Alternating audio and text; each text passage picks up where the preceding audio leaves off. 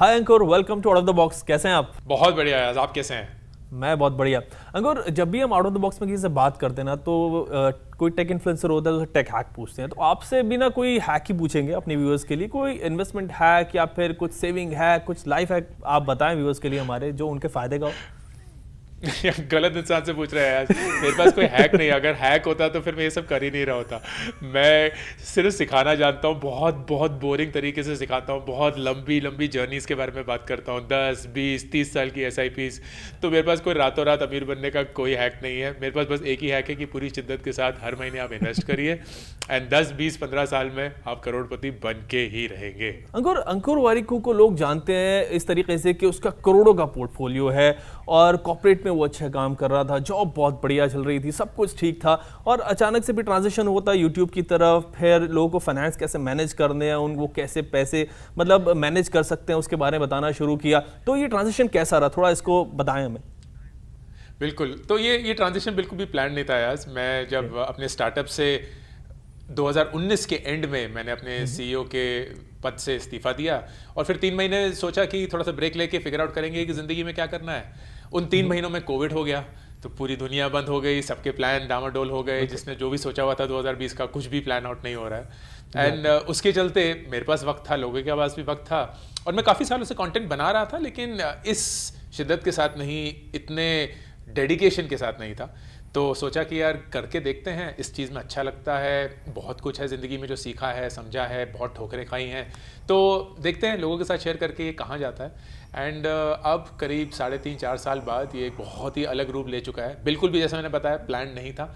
मेरे को बहुत मज़ा आता है पढ़ाने में, मैं बहुत सालों से पढ़ाता आ रहा हूँ, तो ये मेरे लिए एक ज़रिया है पढ़ाने का। इन सोशल मीडिया इतना डेमोक्रेटाइज कर चुका है टीचिंग के प्रोफेशन को कि हर एक इंसान जो पढ़ा सकता है और कुछ पढ़ाने लायक उनके पास है, तो एक बहुत लाखों करोड़ों की जनता है जो उनको सुनने के लिए तैयार है। And I am very grateful कि मैं इस जर्नी पे हूँ। फाइन। अंकुर, आपने कहा कुछ गलतियां भी हुई चीज़ों में, तो एक चीज़ और बताएं हमें कि कौन सी गलतियां हम करें कि हम भी कुछ आगे जाएं। लोग कौन कौन सी गलतियां जो हैं जो करनी चाहिए लोगों को कि और आगे बढ़े। मैं एक्चुअली इस सवाल का थोड़ा सा, सवाल बहुत बढ़िया है यार। प्रॉब्लम क्या है कि आप गलतियां ना ढूंढ नहीं सकते, लेकिन क्योंकि हम गलतियां ढूंढ नहीं सकते, हम अक्सर गलतियों से भागते हैं, क्योंकि हमें लगता है कि यार हारना नहीं है। खासकर हमारे देश में कल्चरली हारने को एक बदनामी जैसे सोचा जाता है कि यार देखो वो हार गया, देखो कोशिश कर रहा था लेकिन बताया था कि मत करो, पता नहीं कहाँ सर फिरा हुआ है वगैरह। तो या तो हम हारने से बहुत ज़्यादा डरते हैं, या अगर हम हार जाते हैं तो हम जल्दी जल्दी उस हार को निगल कर आगे बढ़ने की कोशिश करते हैं।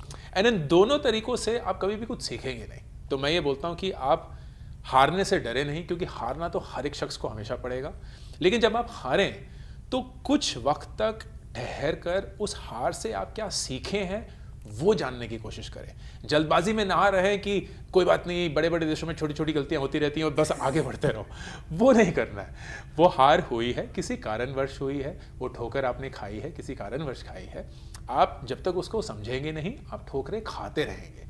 लेकिन जब आप उस रुक कर उसके बारे में सोचकर अपने जहन में कुछ एब्जॉर्ब करेंगे, तभी आप उस गलती को एक सीख में बदल के और फिर शायद सक्सेस में बदल पाएंगे, वरना तो दोस्त हार ही हार लिखी है। फाइन। अंकुर, आपने कहा कि गलती को सीख में मतलब बदलना, तो ये प्रोसेस कैसे होता है? मतलब कैसे इसको समझा जाए कि यार अब लिमिट हो गई, बहुत गलतियां कर दी हैं, अब चीज़ें बदलनी है, ये प्रोसेस कैसे होता है, थोड़ा उसके बारे में बताएं। बहुत सारे तरीके हैं। एक तो फीडबैक, लोग ही आपको बता देंगे। खासकर हमारे देश में तो लोग खड़े होते हैं बताने के लिए, गलतियां निकालने के लिए। तो सोशल मीडिया में ये होता है कि जब आप एक पब्लिक फिगर बन जाते हैं तो आए दिन आपको कोई ना कोई कुछ बोलता रहता है, कोई ट्रोल कर रहा है, कोई कुछ गाली बता रहा है। एंड मैं अक्सर बोलता हूँ कि यार चलिए, जो ढंग है बताने का वो एक तरफ, लेकिन जो वो बताना चाहते हैं उसको तो कम से कम सुनने की कोशिश करें, क्योंकि उससे आपको पता चलेगा कि आप क्या गलतियां कर रहे हैं, आप क्या बदल सकते हैं। तो लोगों का फीडबैक लीजिए एंड ढूंढ ढूंढ के लोगों से पूछिए कि मैं क्या ऐसा गलत कर रहा हूं जो मुझे नहीं करना चाहिए। नंबर 2, जब लोग आपको बोलते हैं कि आपने कुछ गलत किया है, ये समझने की कोशिश करिए कि वो गलती आपसे हुई क्यों। तो मैं अक्सर अपने आप से ये पूछता हूँ कि मुझे ऐसा क्या लगता था मेरी ज़िंदगी में जो सच है, लेकिन आज मुझे पता है वो सच नहीं है, और ऐसी कौन सी चीज़ थी जो मुझे लगता था कभी नहीं होगी, लेकिन आज मुझे पता है कि वो होती ही है। क्योंकि वही बदलाव और वही बायस जिससे आप ज़िंदगी जी रहे थे आपको बदलना होगा, वरना तो आप वहीं के वहीं रह जाएंगे। एंड तीसरी चीज़ is always be open to change. हम कहीं ना जो हमारे मन में कल्पना होती है कि हम कैसे हैं, हम क्या हैं, हम कौन बनना चाहते हैं, उससे इतना जुड़ जाते हैं और इतना प्रेम कर बैठते हैं कि हम उस इंसान को बदलते हुए कभी देख नहीं सकते। लेकिन जब तक आप अपने आप को, एक बहुत ही खूबसूरत ब्रूस ली का एक इंटरव्यू है, एंड ब्रूस ली बोलते हैं कि हर इंसान को पानी जैसे बनना चाहिए, बी लाइक वाटर। एंड इसका मतलब ये है कि पानी जब एक चाय के प्याले में चली जाती है तो वो चाय का प्याला बन जाती है, पानी जब एक मटके में चले जाता है तो वो एक मटका बन जाता है, पानी जब बह रहा होता है तो वो एक नदी बन जाती है। पानी का खुद का कोई रूप नहीं है, जिस ढाल में उसे डाल दो वो उसी ढाल का बन जाता है। एंड हर एक इंसान को वैसे बनना चाहिए। और मुझे ये बहुत खूबसूरत लगता है विचार कि अगर आप पानी जैसे अपने आप को समझे कि यार जहाँ भी हैं हम उसको अपने जैसा ढाल लें एंड खुद उसमें ढल जाएं, then you will always be open to change, and change is the only constant. Fine, हम चेंज की बात कर रहे हैं अंकुर। तो हम जब यंग होते हैं, 20s में होते हैं, अपने हमारे एस्पिरेशंस बहुत हाई होते हैं, हर चीज़ का रिस्क हम उठाते हैं और बेसिकली तभी गलतियां भी होती हैं, फिर हम सीखते हैं। तो आपसे मैं पूछना चाहूँगा कि अगर आप अभी 20s में हो या फिर आपको मौका मिले तो वहाँ पे आप क्या चेंजेस करेंगे अपने एटीट्यूड में, अपने डिसीजन में, क्या बदलाव लाएंगे? एक तो बहुत बड़ी चीज़ है 20s में कि हम अक्सर दूसरे इंसान को देखकर अपनी ज़िंदगी जीना शुरू कर देते हैं। तो हमें लगता है कि यार उसके पास आईफोन है, उसके पास घड़ी है, उसके पास वो गाड़ी आ चुकी है, उसके पास वो नौकरी है, उसके पास वो पैसा है। जितना आप लोगों को देखेंगे आपको तो हमेशा ही कोई ना कोई दिख जाएगा जो आपसे बेहतर कर रहा है, तो फिर तो उस हिसाब से आप हमेशा ही हारे रहेंगे।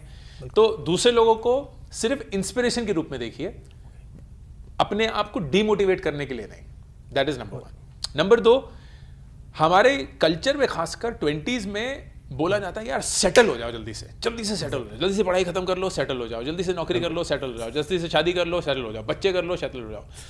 तो हम ना उस सेटल करने की रेस में भागने लगते हैं। लेकिन मुझे ऐसा लगता है कि ये जो दशत है, ये एक ऐसा दशत है जहाँ आपको जितना भी आप एक्सप्लोर कर पाएँ करना चाहिए। आपको डिफरेंट प्रोफेशंस एक्सप्लोर करने चाहिए, डिफरेंट इंडस्ट्रीज एक्सप्लोर करनी चाहिए, डिफरेंट लोगों को एक्सप्लोर करना चाहिए। तो ठहरने की जल्दबाजी से ज़्यादा सीखने की जल्दबाजी रखिए। Which brings me to the third and last point कि बहुत लोगों को अपने 20s में एक चुल मची होती है कि अमीर बनना है। हर एक 20 ईयर ओल्ड को अमीर बनना होता है, लेकिन उसकी वजह से ना वो शॉर्टकट्स लेते हैं, वो गलतियां करते हैं जिससे उनके पैसे कहीं गंवा दिए जाएंगे या जो हो जाएगा। आप पैसे के पीछे भागने की बजाय, एंड पैसा ज़रूरी है, मैं उसको बिल्कुल भी डिनाई नहीं कर रहा हूँ, लेकिन पैसे के पीछे आप जितना भागेंगे आप उतनी गलतियां करेंगे अपने 20s में। आप सही लोगों के आसपास सीखने के पीछे भागिए। तो अपने आसपास अगर आप एक ऐसा ग्रुप बना लेंगे जो लोग बहुत अच्छे से सीखते हैं, अपने आप को चैलेंज करते हैं, कठिन चीज़ों में अपने आप को डालते हैं ताकि उससे वो और मजबूत बन पाएँ, you will ultimately make far more money than you would have अगर आप सिर्फ उस पैसे को चेज कर रहे होते। एंड ये फितरत की बात है, यही फितरत अगर आप ले आए तो हर एक 20 ईयर ओल्ड बहुत बहुत कामयाब बन सकता है। फाइन अंकुर, पैसों की बात आई, मैं आपके क्लिप देख रहा था, मेरे पास आई थी, इसमें आप कह रहे थे कि ज़िंदगी में खुश रहने के लिए बहुत कम पैसों की ज़रूरत होती है, लेकिन हम देखते हैं कि या तो रेस ही पैसे की है, मतलब कोई भी काम कर रहा है, जो भी जॉब कर रहा है, हर चीज़ पैसा चाहिए और पैसे से फिर खुशी खरीदी जाती है, हैप्पीनेस, कार ले ली, फला चीज़ ले ली है। तो ये चीज़ आपने आप जो बता रहे थे क्लिप में, उसको थोड़ा सा एक्सप्लेन करें कि क्यों ज़रूरत, मतलब कम पैसे में कैसे खुश रह सकता है आदमी? बिल्कुल। तो मैं ये नहीं बोल रहा हूँ कि कम पैसे में खुशी रहने होती है। मैं ये बोलता हूँ कि मैं अक्सर लोगों से पूछता हूँ कि आपको क्या लगता है कि ज़िंदगी जीने के लिए, आपके सारे अरमानों को पूरा करने के लिए आपको कितने पैसे चाहिए होंगे? एंड अक्सर मुझे 2 तरीके के जवाब मिलते हैं। एक जो संत महात्मा का जवाब होता है, वो बोलता है 5-10 लाख में ज़िंदगी जी लेंगे। बोलते यार तुम तो या तो तुम्हें इन्फ्लेशन के बारे में कुछ नहीं पता है या असली ज़िंदगी के बारे में नहीं। दूसरा एक्सट्रीम होता है कम से कम 300, 400, 500 करोड़ चाहिए।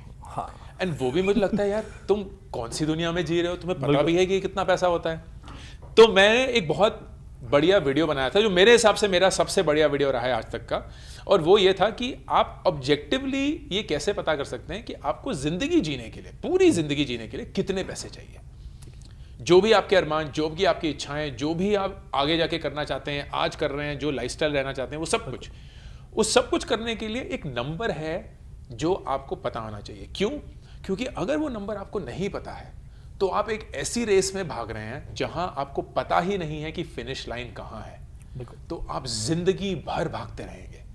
लेकिन अगर आपको एक दिन ये पता चल जाएगा कि यार इस नंबर को मैं हासिल कर चुका हूं, चाहे वो 25 साल की उम्र में हो जाए, 35 के हो या 55 में हो, आप उस पॉइंट के बाद टेक्निकली पैसे के पीछे भागना बंद कर सकते हैं। आप अपनी जिंदगी बहुत अलग ढंग से जी सकते हैं। एंड ये बदलाव लोगों में लाना जरूरी है, क्योंकि ये नंबर लोगों को नहीं पता होता, उन्हें सिर्फ एक ही चीज पता होती है, जितना ज्यादा पैसा आ जाए उतना कम है। एंड उस हिसाब से वो जिंदगी भर भागते रहेंगे जब तक एक 60 साल की सरकार मोहर ना डाल दे रिटायरमेंट की। लेकिन अगर आप वाकई अच्छे से जीना चाहते हैं तो प्लीज इस नंबर को अपने जहन में रखकर जिंदगी जीजिए। एंड जिस दिन ये नंबर हिट हो जाए, आपको पता होना चाहिए कि आपकी दूसरी जिंदगी उस समय पे शुरू हो चुकी है, जब आपको पैसे के लिए आप काम करने की जरूरत नहीं है।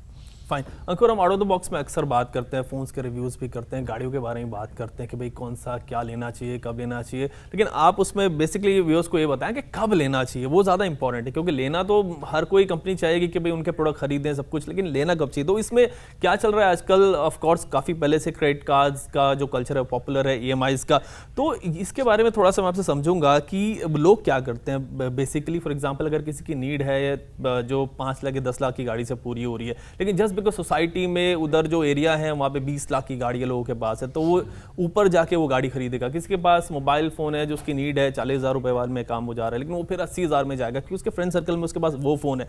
तो इस चैलेंज को कैसे आदमी नेविगेट करे और कैसे अपने लिए असर्टेन करे कि उसको क्या जरूरत है, क्या उसकी नीड है? बिल्कुल, बहुत बढ़िया सवाल पूछा आपने आज।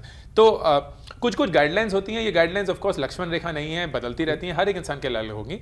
लेकिन अक्सर बोला जाता है कि जैसे अगर आप एक घर खरीदने के लिए लोन लेते हैं तो उसकी जो EMI होगी वो आपकी टोटल सैलरी की 30% से ज़्यादा नहीं होनी चाहिए। तो अगर है, मतलब आपने अपनी हैसियत या औकात से ज़्यादा एक बोझ ले लिया है, ये बोझ आपके सर पे 20-25 साल तक रहेगा।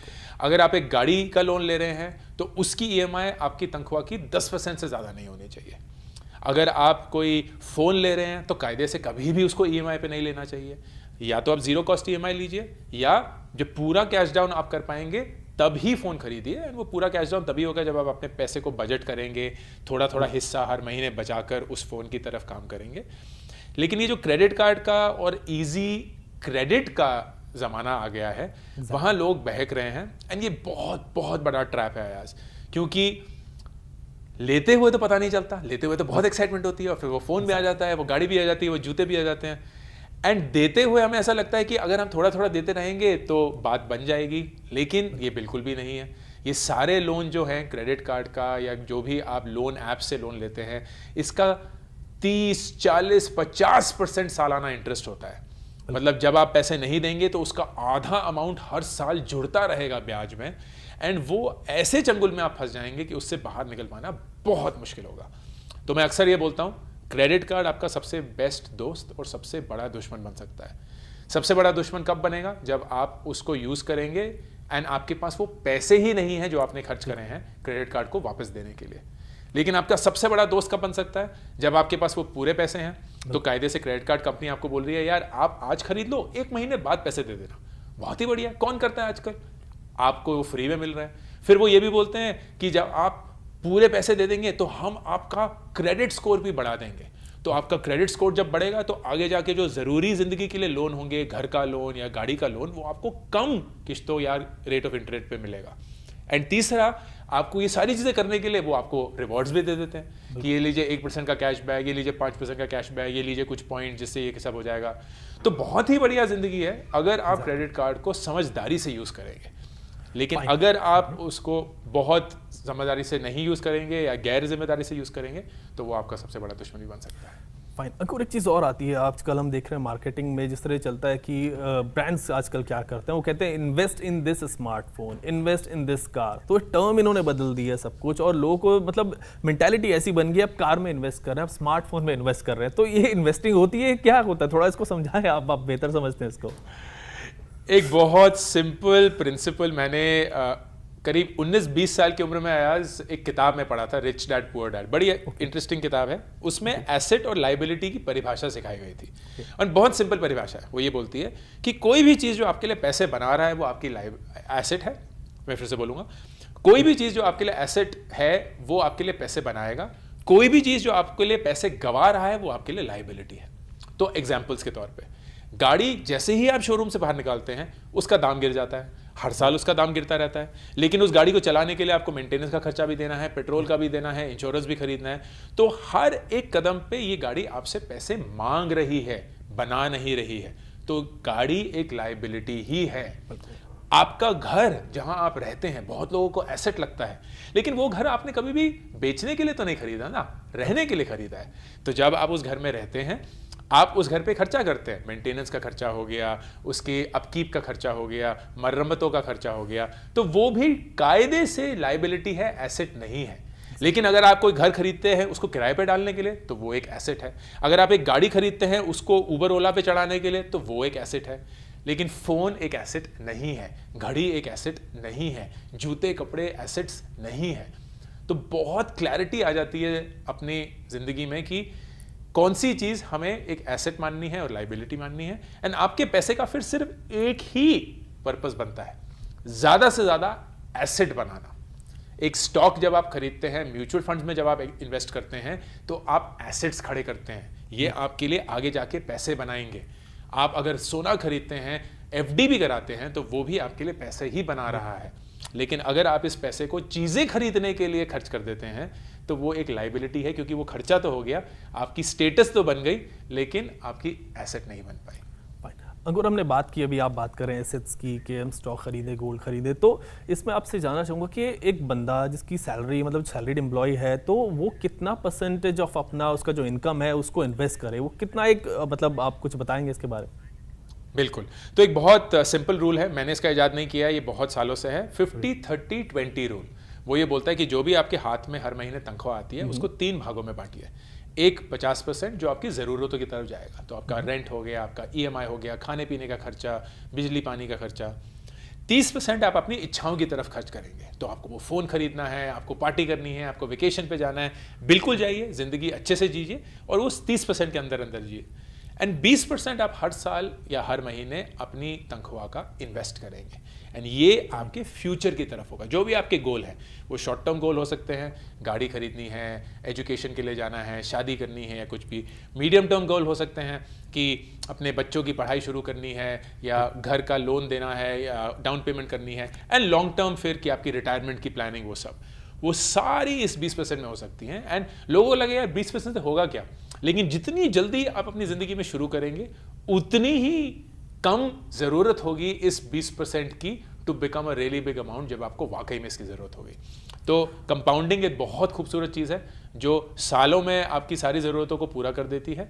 एंड इसके लिए जितनी जल्दी आप शुरू कर सकें और 20% अपनी सैलरी का इन्वेस्ट करें, उतना ही आप फ़ायदे में रहेंगे। कुछ एग्जाम्पल अंकुर आप इस पे बता सकते हैं, बिकॉज आपकी बहुत सारी वीडियोस में आप एग्जाम्पल देते हैं कि कैसे अर्ली स्टार्ट अगर करेंगे तो ज़्यादा बेहतर रहेगा, रादर देन अगर आप बाद में भी स्टार्ट करेंगे और इवन अगर अमाउंट भी बढ़ा देंगे तब भी उतना नहीं हो पाएगा। तो SIP के हिसाब से देखते हैं कि अगर आप महीने के 1000 रुपये, मैं सिर्फ 1000 रुपये बोल रहा हूँ, अगर आप महीने के 1000 रुपये भी इंडेक्स फंड में डालेंगे, अज्यूम करिए भारत की टॉप 50 कंपनीज में डालेंगे, निफ्टी 50 इंडेक्स बोलते हैं उसको, जो कि ऑन एन एवरेज 13 से 14% देता है। एंड ये अगर आप 30 साल के लिए डालते हैं, तो आपके पास ये अमाउंट जो आपने इन्वेस्ट किया होगा वो सिर्फ 3,60,000 रुपये होगा, क्योंकि आपने तो सिर्फ मात्र 1000 रुपये डाले। तो आपने इन 30 सालों में सिर्फ 3,60,000 रुपये इन्वेस्ट किए होंगे, लेकिन उस अमाउंट की अहमियत 55 लाख रुपए बन चुकी होगी। तो आपके पास 55 लाख रुपए होंगे अगर आप सिर्फ 1000 रुपए एक SIP में डालेंगे। अब आप यही देखिए कि यही 1000 अगर आप 10,000 रुपए कर देते हैं हर महीने, तो 30 साल बाद आपके पास 5.5 करोड़ रुपए होंगे। एंड आपने सिर्फ 36 लाख रुपए डाले होंगे, सिर्फ 36 लाख रुपए 30 साल में 5.5 करोड़ रुपए। अंकुर, एक चीज़ और बताएं कि क्या कॉमन हैबिट्स होती हैं आपने ऑब्जर्व किए उन लोगों में जो सक्सेसफुल हैं सेविंग के हिसाब से, अगर बात करें वो कांस्टेंट हैं अपनी सेविंग में, इन्वेस्टमेंट करते हैं, कुछ कॉमन हैबिट्स जो आप बताना चाहता कि लोग उसको अडॉप्ट कर सकें? मैंने अक्सर 2 तरीके के सक्सेसफुल लोगों को देखा है। एक जो फितरत से ही डिसिप्लिन्ड होते हैं, एंड ये बहुत कम परसेंटेज होता है यार। तो वो लोग खाते भी सही से हैं, वर्कआउट भी करते हैं, पैसे भी अच्छे से सेव कर लेते हैं, तो वो दूर से लगते हैं कि यार ऐसे तो हम बन नहीं पाएंगे, ये तो कुछ अलग ही माल है। ज़्यादातर लोग जो सक्सेसफुल होते हैं वो डिसिप्लिन पे रिलाई ही नहीं करते हैं। वो ये बोलते हैं कि यार हर महीने अगर मैं देखूं, अगर मैंने किसी बैंक से लोन लिया हुआ है, उसकी 5 तारीख को EMI कट जाती है। बैंक को कोई फर्क नहीं पड़ता कि मेरी उस समय सैलरी आए या नहीं आए, क्या मेरा मेंटल स्टेट सही है नहीं है, क्या मेरी हालत सही है कि नहीं है, कहीं कोई इमरजेंसी तो नहीं है, क्या कुछ डूब तो नहीं रहा है। उन्हें कोई फर्क नहीं पड़ता। उन्हें हर महीने की 5 तारीख को अपने लोन की ईएमआई चाहिए। बिल्कुल। अब अगर यही आप अपने लिए भी अडॉप्ट कर लें कि हर महीने की 5 तारीख को जैसे ही मेरी तनख्वाह आएगी एक एसआईपी के रूप में मेरी इन्वेस्टमेंट कट जाएगी। सोचना नहीं होगा कि आज मैं कितना करूं कि नहीं करूं, कम करूं, ज्यादा करूं, ये डिसीजन ही नहीं लेना है और अपने आप को ये ऑप्शन ही नहीं देनी है। आप पूरी शिद्दत के साथ हर महीने एक गारंटीड डेट पर वो पैसे अपने फ्यूचर सेल्फ में इन्वेस्ट करेंगे। तो मैं अक्सर ये बोलता हूं कि गरीबी नहीं, गरीबियत की माइंडसेट ये बोलती है कि आपकी तनख्वाह में से आपके खर्चे निकाल के जो बचेगा उसको हम इन्वेस्ट करेंगे एंड वो अमाउंट नेचुरली वेरी करता रहेगा। ये गरीबियत का माइंडसेट है। अमीरियत का माइंडसेट ये बोलता है कि मेरी तनख्वाह में से मैं पहले इन्वेस्ट करूंगा और फिर जो भी बचेगा उसी में से अपने खर्चे निकालूंगा। एंड ये अमीरियत का माइंडसेट अपने फ्यूचर सेल्फ को पहले पे करता है और अपने करंट सेल्फ को बाद में, and that's why they are successful. Fine Ankur, हम अक्सर देखते हैं, अभी जैसे बात कर रहे हैं कि सेविंग्स वगैरह में इन्वेस्टमेंट लोग अक्सर लेट भी हो जाते हैं, फिर बाद में सोचते हैं कि यार हमने ना थोड़ा लेट कर दिया। तो मैं आपसे जानना चाहूँगा कि फाइनेंशियल फ्रीडम अचीव करने में कितना लेट बहुत ज़्यादा लेट होता है और फिर उसको हम कैसे चेंज कर सकते हैं चीज़ों को? बिल्कुल भी लेट नहीं होता है। तो फर्क सिर्फ ये होता है कि कंपाउंडिंग वक्त के हिसाब से चलती है। कंपाउंडिंग का मतलब हर साल आपको जो रिटर्न मिलते रहेंगे वो जितना वक्त आप उसको देंगे उतना ही बड़ा होता रहेगा। तो जब आप कम उम्र के होते हैं आपके पास इन्वेस्ट करने की क्षमता भी कम होती है, लेकिन जब आप थोड़े बड़े होते हैं 35 साल के, 40 साल के, 45-50 भी ले लीजिए, आपकी तनख्वाह भी फिर ज़्यादा होगी, तो मतलब आप इन्वेस्ट भी ज़्यादा कर पाएंगे। तो जिस चीज़ को आप वक्त से नहीं हासिल कर पाए आप अपने अमाउंट से हासिल कर पाएंगे। तो मैं अक्सर ये बोलता हूं कि प्लीज़ कभी भी ये मत सोचिएगा कि वक्त निकल गया, अब तो इन्वेस्ट करने का कोई फ़ायदा ही नहीं है, अब तो नैया डूब गई है। नहीं, आप जिस भी उम्र के हैं, आप जिस भी तनख्वाह पे बैठे हुए हैं, उससे ज़्यादा से ज़्यादा निकाल कर, जितना निकाल सकते हैं इन्वेस्ट करना शुरू करिए, क्योंकि 60 साल तक तब भी आपके पास 10-20 साल होंगे and that will still be enough for you to have a wonderful retired life. Fine Ankur, हमारी जो रिलेशनशिप है पैसे से वो कैसी होनी चाहिए और आपके रिलेशनशिप कैसे है पैसे से, वो भी थोड़ा एक्सप्लोर, वो भी थोड़ा बताएं। और एक आम आदमी की कैसी रिलेशनशिप होनी चाहिए मनी से, किस तरीके से ट्रीट किया जाना चाहिए पैसे को? तो मैं पहले तो खुद की बात करूंगा। मैं पला बड़ा इस ऐसे एनवायरनमेंट में आया जहां मेरे को पैसे से नफरत थी। एंड इसलिए नफरत थी क्योंकि कभी भी पैसा था ही नहीं। तो मुझे ऐसा लगता था कि पैसा ही फसाद की जड़ है। हमारे परिवार में जो भी कठिनाइयाँ थी, जो भी दुख थे, जो भी दर्द थे, मुझे लगता था कि पैसे की वजह से ही या उसकी कमी की वजह से ही है। तो जिस दिन पैसा आ गया उस दिन वो सारी प्रॉब्लम्स हट जाएंगी और हम बहुत ही सुखी हो जाएंगे। एंड उससे मुझे लगता था कि पैसा इतना हमारी ज़िंदगी पे हावी कैसे हो सकता है। तो मैंने पैसे से नफरत शुरू करी है। नफरत की वजह से मैं पैसे की इज्जत नहीं करता था। मुझे लगता था कि मैं जितना भी कमाऊं उसको ठोकर के हिसाब से खर्च कर दूं, जहां भी खर्च करना है। कोई इन्वेस्ट करने की ज़रूरत नहीं है, लॉन्ग टर्म सेविंग की ज़रूरत नहीं है। हम जब भी चाहें पैसे कमा सकते हैं, हम पैसे के मालिक नहीं हैं, पैसा हमारा खुदा नहीं है, सब कुछ। एंड वो नज़रिया बहुत गलत है, बहुत ही गलत है। सही नज़रिया मेरे हिसाब से जो आज मेरा पैसे के साथ रिश्ता है वो ये है कि पैसे की ज़रूरत चीज़ें खरीदने के लिए नहीं है। पैसे की ज़रूरत आपकी आज़ादी के लिए है।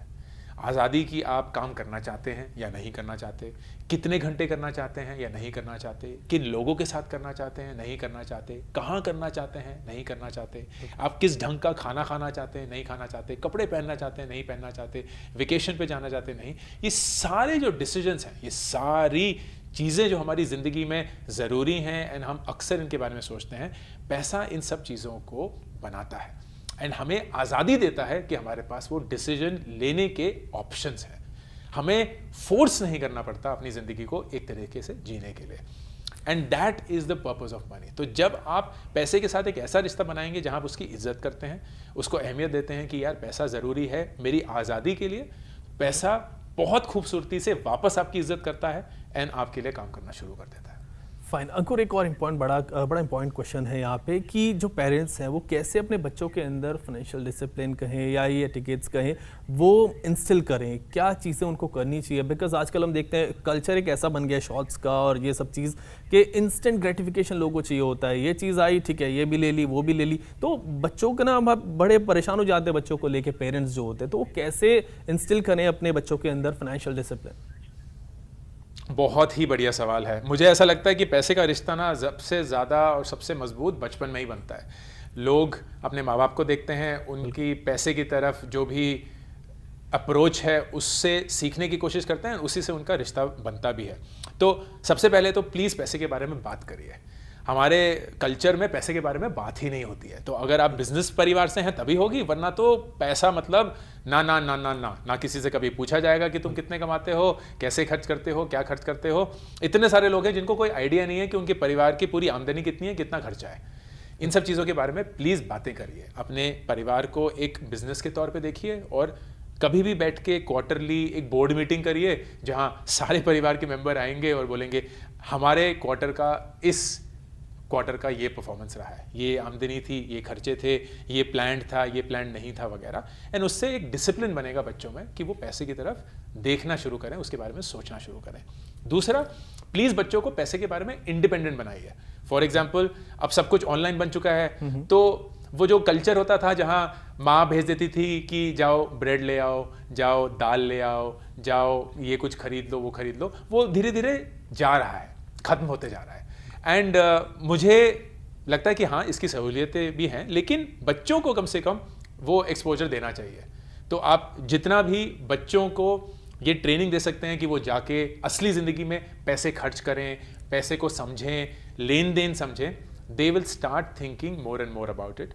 एंड नंबर 3, बहुत ज़रूरी, ये एक वैल्यू अपने बच्चों में इंस्टिल करिएगा कि पैसे के पीछे भागने से आप हमेशा पैसे के अधीन हो जाएंगे, लेकिन पैसे को एक दोस्त की तरह देखिए, जहां ना आपको उससे जीतना है, ना आपको उससे दुश्मनी मोल लेनी है, आपको उसको साथ लेते हुए अपनी ज़िंदगी जीनी है। एंड जितना ज़्यादा आप ये कर पाएंगे उतना ही आप पैसे के साथ खुश रहेंगे। फाइन अंकुर, अभी चलते हैं, लेकिन चलने से पहले एक क्वेश्चन, क्योंकि चलने से रिलेटेड ही मेरा एक क्वेश्चन है आपसे कि मान लीजिए हमने इन्वेस्ट भी कर लिया, पैसा भी बना लिया, सब कुछ हमारे पास आ गया और अब हम पहुंच गए 60s में 70s में, तो अब उस पैसे का क्या करें? प्रॉब्लम ये होती है कि जब हम अपनी हेल्थ को ना प्रायोरिटाइज नहीं करते, सब कुछ ध्यान पूरा वेल्थ पे लगा देते हैं, पैसे जनरेट करने पे लगा देते हैं, तो वो भी एक बड़ा प्रॉब्लमेटिक सिचुएशन लोगों के पास हो जाती है। जब इंजॉय करने का वक्त नहीं बचा तब आपके पास पैसा है, तो उसको भी थोड़ा सॉल्व कीजिए जाते जाते। नहीं, ये बहुत इंपॉर्टेंट पॉइंट है। मैं अक्सर ये लोगों को बोलता हूँ कि उस करोड़ों रुपयों का फ़ायदा ही क्या जहां आपने अपना पूरी नौजवानी बिता दी उस पैसे को बटोरने में। एंड जब वो करोड़ रुपए हैं तब ना आपके पास दांत हैं, ना आपके पास घुटने हैं, ना आपके पास कुछ और। तो आपको वैसे नहीं जीना है। ज़िंदगी बहुत खूबसूरत है, उसको बहुत बैलेंस तरीके से जी जा सकता है। एंड द बेस्ट थिंग है, जैसे मैंने बताया, बजट करिए। वो 30% जो आपने अपनी इच्छाओं के लिए अपने रखा है उसमें प्लीज़ ज़िंदगी मज़े से जिए। अपनी हेल्थ की तरफ भी फोकस करिए, अच्छा खाइए, अच्छा सोइए, अच्छा घूमिए, अच्छा पहनिए। और 20% ही अगर आप इन्वेस्ट करते रहेंगे तो जब रिटायर हो जाएंगे तब भी वो लाइफस्टाइल जो आप बना चुके हैं वो बरकरार रहेगा। आपको कहीं भी किसी के ऊपर निर्भर नहीं होना पड़ेगा, आप खुद के मालिक होंगे एंड इंडिपेंडेंट होंगे। एंड ये ज़िंदगी संभव है। एंड बहुत लोग हैं जो इस ज़िंदगी को जी रहे हैं और जी सकते हैं। बट ये विश्वास होना कि आपके पास जितना भी पैसा है उससे आप एक फाइनेंशियली इंडिपेंडेंट ज़िंदगी बना सकते हैं, ना सिर्फ आज बल्कि कल भी। वो विश्वास सिर्फ और सिर्फ डिसिप्लिन अप्रोच से ही आता है। एंड वो डिसिप्लिन आपको अपनी ज़िंदगी में लाना पड़ेगा, जैसे कि मैंने बताया। हाँ एग्जैक्टली मैं फिर ये क्वेश्चन हो जाएगा, बट जस्ट मैं बात ज़रूर करूंगा इसके बारे में कि मैं आपका एक पोस्ट देख रहा था थिंक ट्विटर पे, जिसमें कुछ था मतलब हेल्थ से रिलेटेड कि फैट फ्री इन 40s, तो कुछ आपकी मतलब हेल्थ से रिलेटेड भी था। तो एक टीजर सा था कि आपने उसमें कहा था कि वो कुछ उस पर आगे बात करेंगे, तो उसके बारे में लोगों को बताएं कि कैसे आपने ये सब अचीव किया और कैसे लोग अचीव कर सकते हैं। तो मैं पिछले 10 साल से अयाज अपने हेल्थ पे बहुत फोकस कर रहा हूँ। बल्कि पहली 32 साल मेरी जो ज़िंदगी की थे वहाँ मैंने अपने शरीर को बाकायदा एक डस्टबिन के तौर पे ट्रीट किया था। जो भी खाने का मन खा लिया, जो भी डालना अंदर डाल दिया, किसी भी वक्त डाल दिया, कहीं कोई रहम नहीं, कुछ नहीं। एंड फिर मेरे साथ एक मेडिकल सर्जरी हुई, उसके चलते बहुत बेड रेस्ट था एंड काफ़ी कष्ट के बाद ज़िंदगी वापस एक तरीके से मिली। एंड फिर एहसास हुआ कि यार सब कुछ एक तरफ और आपका हेल्थ एक तरफ। हेल्थ ही नहीं है तो फिर तो कुछ भी नहीं है। तो तब से फिर एक जर्नी शुरू करी। एंड 33 साल की उम्र में, जब बिल्कुल भी ज़रूरत नहीं थी, मेरे बच्चे थे, शादी वादी अच्छे से हो चुकी है, मैंने 6 पैक एब्स बनाए। इसलिए नहीं क्योंकि वो हेल्थ का एक रूप है, इसलिए क्योंकि मैं अपने आप को एक चैलेंज देना चाहता था कि मैं अपनी ज़िंदगी बहुत ड्रामेटिकली बदल सकता हूँ from a lifestyle perspective. And उस जर्नी का 10th ईयर एनिवर्सरी अब है 43 की एज पे, तो मैंने बोला कि मैं दिखाना चाहता हूँ खुद को, दुनिया को तो दिखाई दूंगा कि मैं उस जर्नी पे अभी भी बहुत अच्छे से चल रहा हूँ। एंड मैं अपनी बॉडी को एक टेम्पल के रूप से मानता हूँ, उस पर रोज़ जाके डेडिकेटेडली प्रार्थना करता हूँ, उसकी तपस्या करता हूँ एंड उसकी कदर करता हूँ। एंड इसीलिए ही जो मेरी ज़िंदगी में हुआ है उसका सबसे पहले श्रेय इसीलिए जाता है कि मेरी हेल्थ बरकरार रही है। एंड वही एक चीज़ था, तो दुनिया को थोड़ी सनसनी पसंद आती है आजकल, तो बोला चलिए एक सनसनीखेज फोटो डाल देते हैं ताकि लोग थोड़ा तिल मिला जाएं, और लोग तिल मिला ही गए। एंड उस वीडियो में मैंने पूरा वो जर्नी डॉक्यूमेंट करी है कि मेरा डाइट क्या है, मेरा वर्कआउट का रूटीन क्या है। मैं एक वेजिटेरियन हूँ, तो ऐसा नहीं है कि बहुत कुछ खा सकता हूँ ये प्रोटीन के लिए। मैंने कुछ आर्टिफिशियली नहीं डाला है, सब कुछ ऑर्गेनिकली एंड नेचुरली हुआ है। तो ये जर्नी बहुत लोगों के लिए मेरे ख्याल से फ़ायदेमंद रहेगी, क्योंकि हेल्थ जैसे मैंने बताया एक बहुत इंपॉर्टेंट कंपोनेंट है अपनी ज़िंदगी का। एंड अगर मेरी जर्नी के थ्रू कोई और सीख पाए तो क्या ही बात है। ऑफ कोर्स मतलब ये बड़ा इंपॉर्टेंट पार्ट है। अगर अपनी कॉन्वर्सेशन को भी यहीं रखते हैं और will try to host you कि आप स्टूडियो में हमारे साथ आएँ और बात करें बैठ के। विल ट्राई कि नेक्स्ट टाइम आपके सामने बैठ के बात हो और फिर आपसे इस पे और डिस्कशन रहेगा। बिल्कुल, थैंक यू सो मच, बहुत अच्छा लगा आपके सवाल पे पूछ के, एंड ऑल द बेस्ट यार। Thanks Ankur, thanks for connecting with us. Thank you.